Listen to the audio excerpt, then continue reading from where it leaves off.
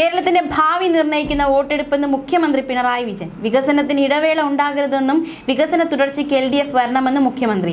RC Amala സ്കൂളിൽ vote രേഖപ്പെടുത്തിയതിനു ശേഷം മാധ്യമങ്ങളോട് സംസാരിക്കുകയായിരുന്നു മുഖ്യമന്ത്രി. കുടുംബത്തിനും നേതാക്കൾക്കും ഒപ്പമാണ് മുഖ്യമന്ത്രി വോട്ട് ചെയ്യാനെത്തിയത്. ഇത്തവണ 100ലേറെ സീറ്റുമായി UDF അധികാരത്തിലെത്തുമെന്ന് ആവർത്തിച്ച് പ്രതിപക്ഷ നേതാവ് VD സതീശൻ. കേരളത്തിലെ ജനം പ്രബുദ്ധരാണെന്നും എല്ലാം കൃത്യമായി നിരീക്ഷിക്കുന്നവരാണെന്നും VD സതീശൻ പറഞ്ഞു. കേസരി ബാലകൃഷ്ണ മെമ്മോറിയൽ ഗവൺമെന്റ് കോളേജിലെ 135-ാം ബൂത്തിൽ കുടുംബസമേതം എത്തി വോട്ട് രേഖപ്പെടുത്തി ശേഷം മാധ്യമങ്ങളെ കാണുകയായിരുന്നു അദ്ദേഹം. നേരത്തെ പറഞ്ഞതുപോലെ 100ലധികം സീറ്റുമായി UDF അധികാരത്തിൽ വരും. UDFന് കഷ്ടിച്ച് ഭൂരിപക്ഷം തന്നവരൊക്കെ അഭിപ്രായം മാറ്റി. ഭയങ്കര പ്രയാസപ്പെട്ടായിരുന്നു ഞങ്ങൾക്ക് ഭൂരിപക്ഷം തരാൻ. അതിന്റെ റേറ്റ് ഇപ്പോൾ ഉയർന്നു വന്നു. എല്ലാ ദേശീയ സർവേകളിലും UDF മികച്ച നിലയിലാണെന്നും VD സതീശൻ പറഞ്ഞു. ഞങ്ങൾ 100ലധികം സീറ്റുമായി അധികാരത്തിൽ വരുമെന്നതിൽ സംശയമില്ലെന്നും VD സതീശൻ.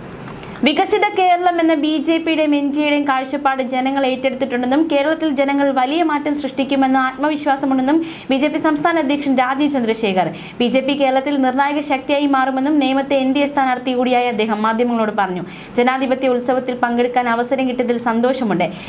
നാട്ടുകാരെ ഭാവി തീരുമാനിക്കാനുള്ള അവസരമാണിത്. എല്ലാവരും തിരഞ്ഞെടുപ്പിൽ പങ്കെടുത്ത് വോട്ട് ചെയ്യണം. BJP NDA മുന്നോട്ട് വയ്ക്കുന്ന വികസിത കേരളം എന്ന കാഴ്ചപ്പാട് ആത്മാർത്ഥമായി എല്ലാവരോടും പറഞ്ഞിട്ടുണ്ട്. ഇത് നിർണായകമായ തിരഞ്ഞെടുപ്പാണ്. ജനം മനസ്സിലാക്കി അത് ഏറ്റെടുത്തിട്ടുണ്ട്. വലിയ മാറ്റം ജനങ്ങൾ സൃഷ്ടിക്കുമെന്ന് ആത്മവിശ്വാസമുണ്ട്.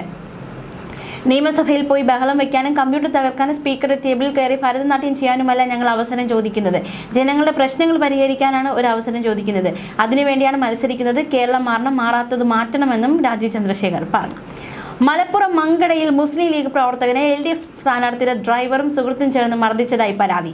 തിരൂർക്കാട് സ്വദേശി ഷബീറിനാണ് മർദ്ദനമേറ്റത്. പരിക്കേറ്റ ഷബീറിനെ പെരിന്തൽമണ്ണയിലെ സ്വകാര്യ ആശുപത്രിയിലേക്ക് മാറ്റി.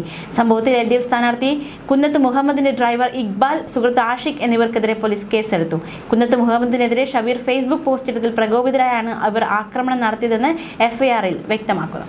കേരളത്തിൽ BJP നിർണായക ഘടകമാകുമെന്ന് കേന്ദ്ര സഹമന്ത്രി സുരേഷ് ഗോപി. തെരഞ്ഞെടുപ്പ് ഫലം വരുമ്പോൾ കേരളത്തിൽ സർപ്രൈസ് ഉണ്ടാകുമെന്നും സുരേഷ് ഗോപിയുടെ പ്രതികരണം. ഗുരുവായൂരപ്പന്റെ മണ്ണിൽ തന്റെ ആദ്യത്തെ വോട്ടാണ്. ശോഭാ സുരേന്ദ്രനെതിരെ ഉയർന്ന ആരോപണത്തിലും സുരേഷ് ഗോപി പ്രതികരിച്ചു. ചില ആൾക്കാരെ ലിസ്റ്റിട്ട് വെച്ചിട്ടുണ്ട്.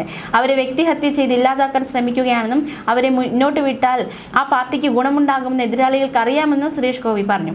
തന്നെ എന്തെല്ലാം പറയുകയും ചെയ്യുകയും ചെയ്തു. ജയിച്ച് കയറിപ്പോയാൽ എങ്ങനെയെങ്കിലും ഒഴിവാക്കിയെടുക്കാനും നോക്കും. ജയിച്ചിട്ടും തനിക്കെതിരെ ഇപ്പോഴും കോടതിയിൽ പോകുന്നുണ്ടെന്നും സുരേഷ് ഗോപി വ്യക്തമാക്കി. ശോഭ ജയിച്ചു വന്നാൽ MLA ആയിരിക്കാൻ സമ്മതിക്കരുത്. ജയിച്ചു വന്നാൽ കോടതി പോകാനുള്ളൊരു തുണ്ടാണ് ഇപ്പോൾ അരങ്ങേറിയതെന്നും ഇതെല്ലാം പൊറാട്ട് നാടകമാണെന്നും സുരേഷ് ഗോപിയുടെ പ്രതികരണം. പാലക്കാട് വോട്ടിന് പണം നൽകിയ വിവാദത്തിൽ സമഗ്ര അന്വേഷണത്തിന് തിരഞ്ഞെടുപ്പ് കമ്മീഷൻ. ജില്ലാ കളക്ടറുടെ നേതൃത്വത്തിൽ വിശദമായ അന്വേഷണം നടത്തുമെന്ന് മുഖ്യ തിരഞ്ഞെടുപ്പ് ഓഫീസർ അറിയിച്ചു. നിയമാനുസൃതമായ എല്ലാ നടപടികളും സ്വീകരിക്കുമെന്ന് രത്തൻ യു ഗേൽക്കർ പറഞ്ഞു. തിരഞ്ഞെടുപ്പ് പെരുമാറ്റച്ചട്ടം എല്ലാവർക്കും ഒരുപോലെ ബാധകമാണെന്നും അദ്ദേഹം പറഞ്ഞു. അന്വേഷണത്തിന് കൂടുതൽ സമയം വേണമെന്നാണ് ജില്ലാ കളക്ടറുടെ ആവശ്യം. ഇപ്പോൾ കളക്ടർ പ്രാഥമിക അന്വേഷണ റിപ്പോർട്ടാണ് നൽകിയത്. പോലീസ് റിപ്പോർട്ട് കൂടി പരിഗണിച്ചാണ് തുടർ നടപടികൾ സ്വീകരിക്കുക. റിപ്പോർട്ടുകൾ കിട്ടിയാൽ നിയമോപദേശവും തേടുമെന്നും രത്തൻ ഗേൽക്കർ പറഞ്ഞു. നിയമസഭാ തെരഞ്ഞെടുപ്പിൽ സമ്മതിദാനാവകാശം വിനിയോഗിക്കാൻ മലയാളത്തിന്റെ പ്രിയതാരം മോഹൻലാൽ എത്തി. തിരുവനന്തപുരം നിയമമണ്ഡലത്തിലെ മുടവൻമുകൾ LP സ്കൂളിലെ പോളിംഗ് ബൂത്തിലാണ് താരം വോട്ട് രേഖപ്പെടുത്തിയത്. രാവിലെ തന്നെ വോട്ടിംഗ് കേന്ദ്രത്തിലെത്തിയ മോഹൻലാൽ സാധാരണക്കാരനായി വരി നിന്നാണ് വോട്ട് ചെയ്തത്. മഷി പുരട്ടിയ ചൂണ്ടുവിരൽ ഉയർത്തിക്കാട്ടിയുള്ള ചിത്രവും നടൻ സമൂഹ മാധ്യമത്തിലൂടെ പങ്കുവച്ചിട്ടുണ്ട്. നിയമമണ്ഡലത്തിലെ മുടവൻമുകൾ സ്കൂൾ ബൂത്ത് 36-ലെത്തിയാണ് മോഹൻലാൽ വോട്ട് രേഖപ്പെടുത്തിയത്. ദിസ് ഈസ് മൈ മെസ്സേജ് എന്നായിരുന്നു മഷി പുരട്ടിയ ചൂണ്ടുവിരൽ ഉയർത്തി നടൻ പറഞ്ഞു. സംസ്ഥാനത്ത് സ്വർണ്ണ വില കുതിക്കുന്നു. നിലവിൽ പവന് 1,12,800 രൂപ നിരക്കിലാണ് വ്യാപാരം. വിപണി വില 1,12,800 രൂപയാണെങ്കിലും 3% GSTയും പണിക്കൂലിയും ഹോൾമാർക്കിംഗ് ചാർജും ചേരുമ്പോൾ വില വീണ്ടും ഉയരും. ഗ്രാമിന് 14,100 രൂപയാണ് നൽകേണ്ടത്. സ്വർണ്ണത്തോടൊപ്പം വെള്ളി വിലയിൽ മാറ്റമുണ്ട്.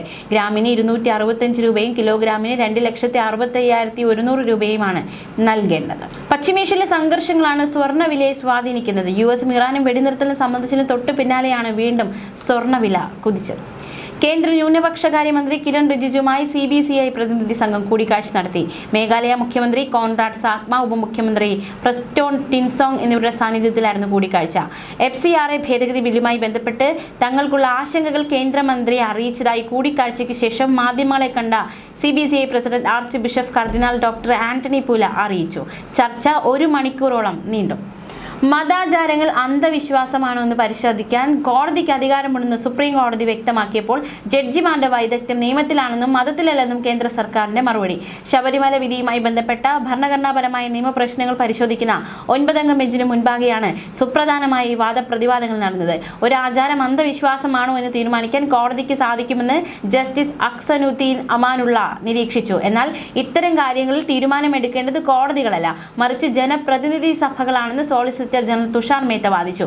ശബരിമല കേസിലെ വിശാലമായ നിയമപ്രശ്നങ്ങൾ പരിശോധിക്കുന്ന 9-അംഗ ബെഞ്ചിലെ ജസ്റ്റിസ് അക്സനുദ്ദീൻ അമാനുള്ളയാണ് അന്ധവിശ്വാസമാണോ എന്ന് കോടതിക്ക് നിശ്ചയിക്കാനാകുമെന്ന് പറഞ്ഞത്. എന്നാൽ ഒരു ആചാരം അന്ധവിശ്വാസമാണെന്നും പരിഷ്കരണം ആവശ്യമാണെന്നും പറയേണ്ടത് നിയമനിർമ്മാണ സഭകളാണെന്ന് സോളിസിറ്റർ വാദിച്ചു. കേരളത്തിന് പുറമെ അസം നിയമസഭയിലേക്കും കേന്ദ്രഭരണ പ്രദേശമായ പുതുച്ചേരിയിലേക്കുമുള്ള വോട്ടെടുപ്പ് ആരംഭിച്ചു. രാവിലെ 7 മണിയോടെയാണ് വോട്ടെടുപ്പ് ആരംഭിച്ചത്. ദേശീയ തലത്തിൽ BJP നയിക്കുന്ന ഇന്ത്യയും കോൺഗ്രസ് നയിക്കുന്ന ഇന്ത്യ സഖ്യവും തമ്മിലുള്ള അതിശക്തമായ പോരാട്ടത്തിനാണ് ഇരു മേഖലകളും സാക്ഷ്യം വഹിക്കുന്നത്. 126 അംഗ അസം നിയമസഭയിൽ തുടർച്ചയായ 3-ാം തവണ അധികാരം നിലനിർത്താനാണ് മുഖ്യമന്ത്രി ഹിമന്ത ബിശ്വ ശർമ്മയുടെ നേതൃത്വത്തിൽ BJPയുടെ ശ്രമം. പുതുച്ചേരിയിൽ മുഖ്യമന്ത്രി എൻ രംഗസ്വാമിയുടെ നേതൃത്വത്തിലുള്ള NTA സഖ്യവും കോൺഗ്രസ് DMK സഖ്യവും തമ്മിലാണ് പ്രധാന മത്സരം. 30 അംഗ നിയമസഭയിലേക്ക് 294 സ്ഥാനാർത്ഥികളാണ് മത്സരിക്കുന്നത്. NDAയുടെ ഡബിൾ എഞ്ചിൻ ഭരണത്തിന് ജനങ്ങൾ തുടർഭരണം നൽകുമെന്നാണ് മുഖ്യമന്ത്രി രംഗസ്വാമിയുടെ അവകാശവാദം. അദ്ദേഹം തട്ടാഞ്ചവാടി, മംഗലം എന്നീ 2 മണ്ഡലങ്ങളിൽ നിന്നും ജനവിധി തേടുന്നുണ്ട്.